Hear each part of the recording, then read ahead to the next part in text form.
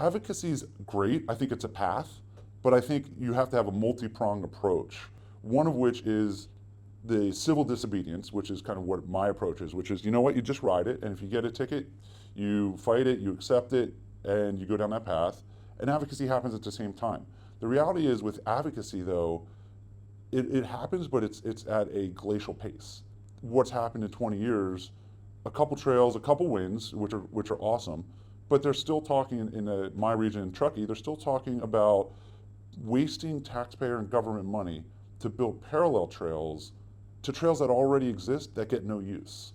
And I can't think of one good reason to build another trail and go through an environmental review and spend thousands, hundreds of thousands of dollars when it takes the swipe of a pen to open a trail that's already there, that doesn't get a ton of use. And even the areas that do get used a bit in the summer, it's integration of biking and hiking and everything else. You want to participate in the advocacy a bit, and yes, do that. And I'll do what I can and participate and write the letters, sit through the meetings, raise my hand and volunteer and help with that. While at the same time, at that glacial pace, how long do we have to ride mountain bikes, right? I mean, I'm getting older, we're all getting older, time goes by.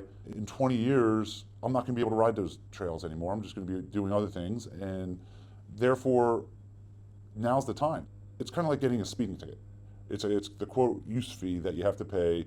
The odds are, if I get a ticket for the next 7 rides, the value combined to those tickets would offset against all the rides I've had. It would just be a use fee.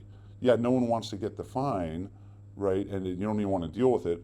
But the reality is, you're not going to not ride the trails. You're going to ride the trails because the trails are there. They're in your backyard. They're fun to ride. There's no one on them. Everything I was just talking about, they're beautiful. So why not ride them? And if you do get a ticket, you do get a ticket. You just kind of, it's not going to stop us from doing it because life's going by, right?